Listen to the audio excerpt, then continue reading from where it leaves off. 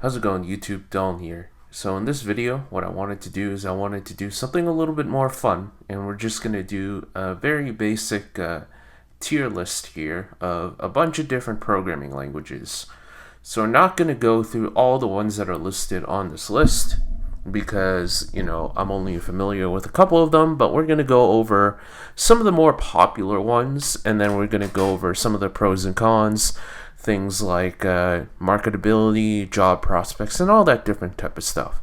So let's start with assembly. Now, assembly gives me a lot of post-traumatic stress disorder from my times in school, but in my opinion, it's a great language to kind of understand what's going on behind a computer and exactly what's happening when you run your specific code. So understanding things like memory registers and all that different type of stuff is immensely useful. But in the real world, you're probably not going to use it all that much. So from example here, I'm going to rate assembly language to be a D, simply because you're not going to probably use it at all, and it's probably not going to help you to get to the next step, even if you wanted to say work in embedded programming and stuff like that. So the next thing on our list that we're going to talk about here is we're going to talk about C.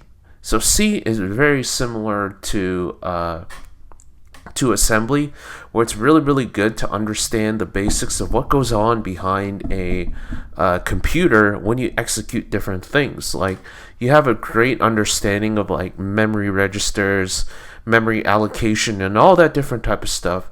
But the thing about C as well is C is actually used in the workplace as opposed to something like assembly, where it's not so heavily used in.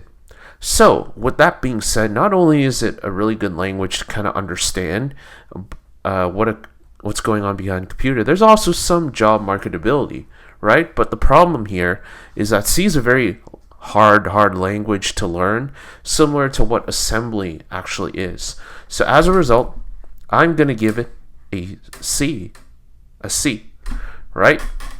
So the next thing on our list that we're going to talk about today is we're going to talk about C++. Now, C++ is actually a really good language in my opinion, because it has all the benefits of C, except it's a little bit more useful and uses like object-oriented kind of stuff. So it's very useful in the workplace, not just for your understanding, but for uses. Those C-based languages are used a lot in like game development and stuff like that. So if that's something that you want to go after, then it's definitely a good option to go after C++. And obviously another thing that goes for C++ is the fact that when you're doing leak code style interviews, a lot of people actually understand C++. The only problems I really have with C++ is it's kind of difficult to learn if you're like a beginner. So it's not the best user-friendly language out there. It'll yell at you quite a bit, and you will get random errors that you won't understand how to deal with. So as a result, I'm going to put C++ in the B tier, right? So let's talk about C hash now. Now, C hash is specifically very similar to C++, except it's I've seen it to be more of a Microsoft kind of thing. So C++ will give you a lot more options. C++ is going to be a little bit more niche, but the differences are not differences, but the similarities. They're pretty similar to each other, right? So as a result, because of the fact that it's not as widely used out there and has a little bit more of a niche appeal, I'm going to give it a C, right? So the next thing that we're going to talk about is Fortran, right? So Fortran, you guys know that it's a very basic programming language, but Fortran is basically, unless you're working for the government, then you're probably never ever going to use a Fortran. So I'm going to rate it an F, right? I don't really have much to say about that, other than you're probably never going to use it. So let's talk about Go. Go, or Golang, is actually a pretty decent language because it is used in like if you work in like systems, right? So distributed systems, then you probably want exposure to Go. So there's definitely a job market for that particular set of skills. I don't have experience of it. I'm not really that interested in Go, so I'm going to be honest. I don't it doesn't really appeal to me, but it definitely has a market out there, right? So as a result, because of the market demand that Go has, I'm going to rate it a B, right? I'm going to ignore HTML because HTML is not a programming language. And we're going to move on to Java. Now, Java is something that's used quite often in like schools and whatnot, as well as some legacy applications, right? So if you work with a lot of like boomer companies, a lot of boomer companies will be using Java, right? So it still has that marketability out there, but it's yet to be seen whether these boomer companies and all these older companies will eventually phase out Java in the workplace. But as of now, Java is still a good language to learn. It's used very often in like schools and whatnot, and it's still used in the workplace, and it's still at the heart of a lot of applications out there, right? So in terms of Java, I'm giving it an A, right? So let's talk about JavaScript now. So JavaScript is one of the most popular languages out there. A lot of people learn JavaScript, and it has so many uses, right? You can learn web development. You can do web apps. You can do mobile development with React Native. So the possibilities are endless, but there is quite a bit of competition, right? But because there's just so many jobs, it's so easy to learn, right? You don't have to worry about memory registers and all that different type of stuff. I think this is an S tier language, right? So JavaScript is going to be my first S tier language. Alright, so let's talk about Kotlin now. So Kotlin is a language that's used mostly for Android and mobile development. So in terms of Kotlin, I like the language, don't get me wrong. It's still a relatively new language, and it's still building itself out there. But the problem with Kotlin is it's very like narrow-minded and focused, right? Another thing is, and this is just my personal opinion, is I found Swift to be a lot easier to learn than Kotlin, right? So although there are some similarities, I just found Swift to be more along the lines of C-based languages, as opposed to say Kotlin, which was had a little bit more of a learning curve, right? So because of the limited scope, because of the build, it was a little bit difficult to learn for me. I'm giving it a B tier. If I had a B plus tier, I'd probably put it over here. But for now, we're going to put it in the B tier, right?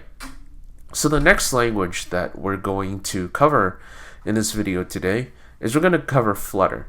So Flutter is another mobile development language, but in my experience, I haven't seen much job demand for it. Not to say that nobody's hiring Flutter developers, but they're just a lot more rare, as opposed to, say, React Native developers, Swift developers, and Kotlin/Java developers, right?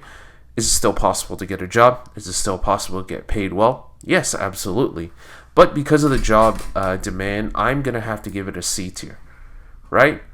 So let's talk about MATLAB. So MATLAB is traditionally something you'll see in traditional engineering fields. So if you're an electrical engineer and stuff like that, you will be using MATLAB sometimes, depending on the company, if you work in a robotics company. But other than the very limited scope in terms of like your traditional engineering type of roles, there's not much in terms of use in MATLAB. So what I'm going to do is I'm going to give it like a D plus tier, right? So MySQL. MySQL is not technically a full-fledged programming language, in my opinion, but basically MySQL is still really helpful because a lot of databases nowadays are using MySQL. So there is benefit to learning and understanding MySQL, but I don't think it's a language that you would learn and you would develop, as your only language. So because of its use case, because you have to still learn other languages, I'm going to rate it